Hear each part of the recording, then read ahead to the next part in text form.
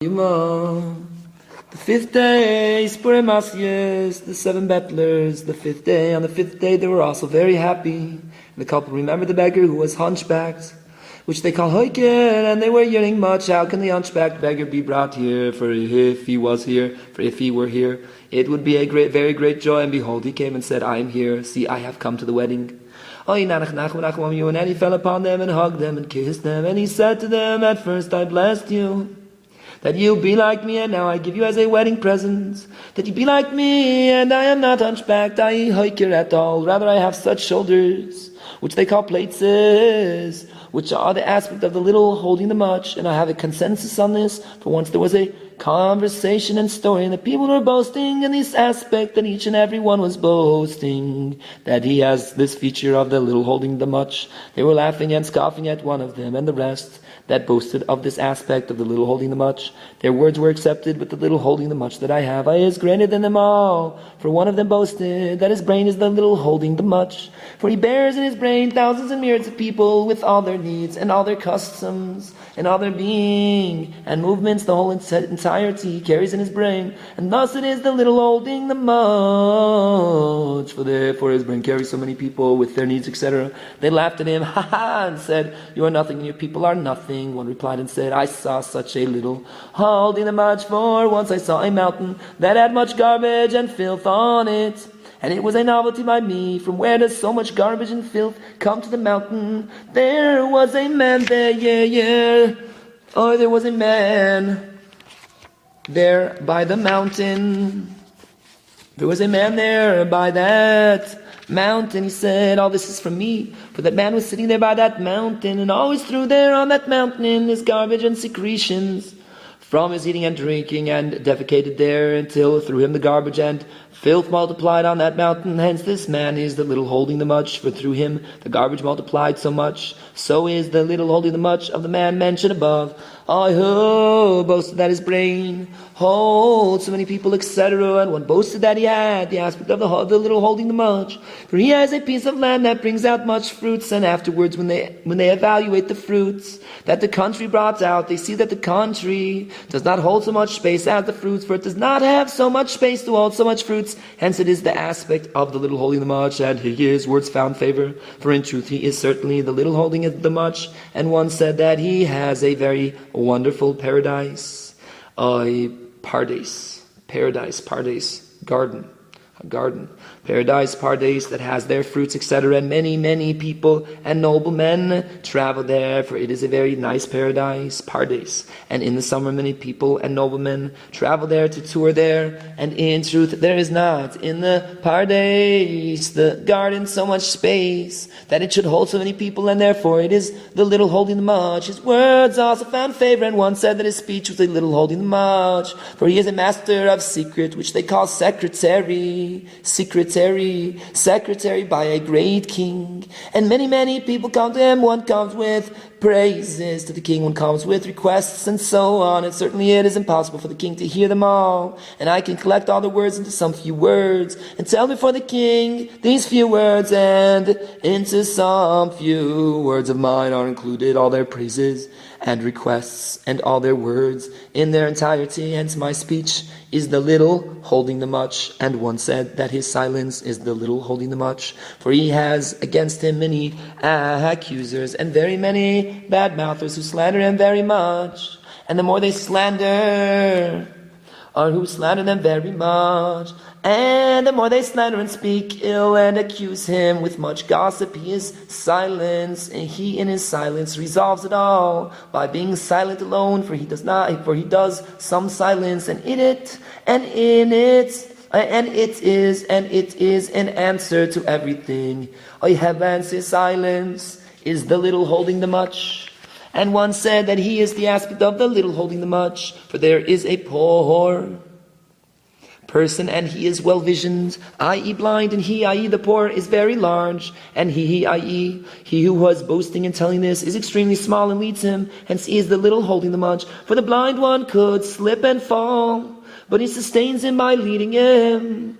Oh, and therefore he is the little holding the much, for he is small and holds the big blind one, as mentioned. And i.e. the hunchback, who was telling all this, was also there, and I said, it is true that you have the aspect of the little holding the much, and I know all that you meant in your words, i.e. that he knows the intentions of all of them who boasted in their aspect of the little holding the much, and this last one who boasted that he walks the big one, the big blind one. He is greater that he walks the big blind one. He is greater than all of you, but I am above and beyond all of you completely. For he who boasted that he walks the big blind one, his meaning is that he moves the orbit of the moon, which is aspect of the blind, for she shines not from herself alone, and she has nothing of her own at all. And he, i.e. this who boasted in there, yes, moves the moon, even though he is small and the moon is very great, and this sustains the whole world.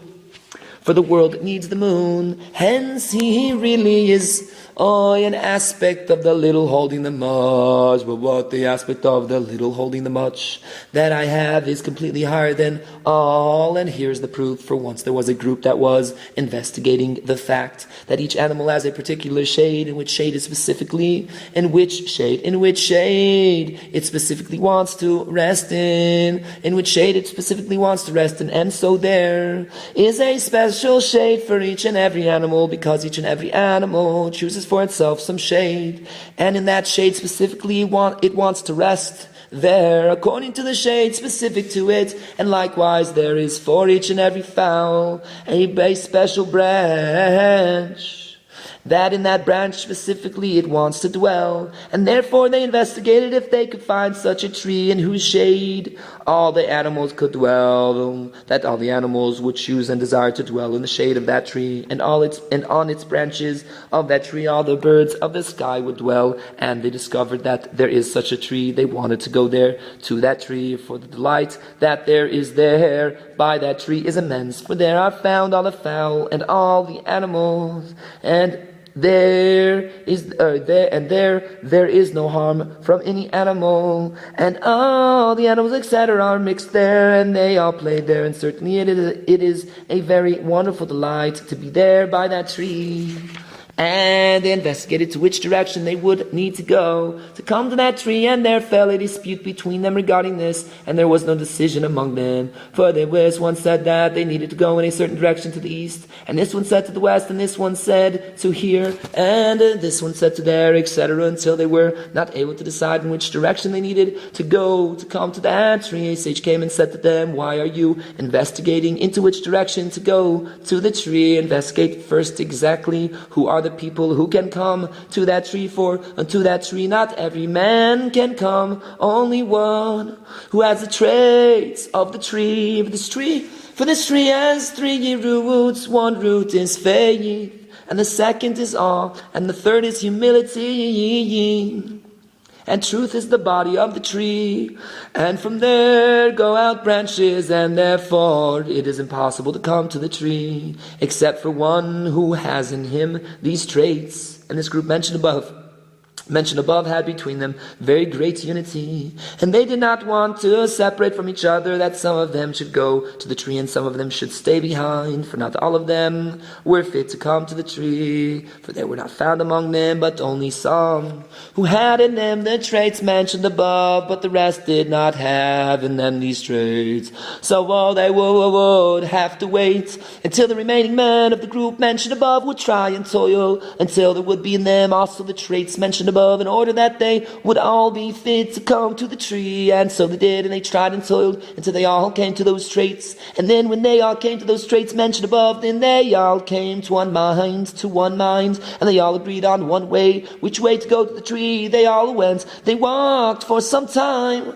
until they saw from afar the tree, and they looked and saw, and behold, the tree was not standing in space at all, for the tree had no place at all. And since it has no place, how was it possible to come to it? And I, i.e. this hunchback, was also there with them, and I said to them, I can bring you to the tree, for this tree has no place at all, for it is above space completely, and the aspect of the little holding the much is yet in space. For in any case, It takes up a little space, just that it is the little holding the much. But it takes up some little space in any case, but the aspect of the little holding the much that I have, but the aspect of the little holding the much that I have, I, the one who was hunchback, is the absolute end of space, above which there is no space at all. Therefore I can carry all of you to the tree which is above space completely, because this hunchback is like a midpoint between space and above space completely, for he has the uttermost extent